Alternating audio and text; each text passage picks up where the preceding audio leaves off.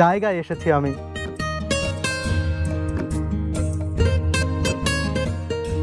আম পেকে রয়েছে গাছে, কি সুন্দর কালার হয়েছে দেখুন।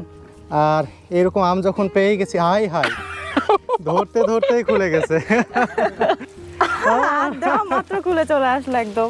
দেখি কেমন গাছ পাকা একদম আম।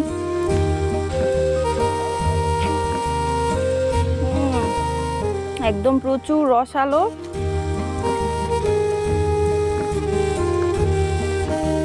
ভেতরে একদম লাল, খুবই মজা, প্রচুর মিষ্টি আমটা।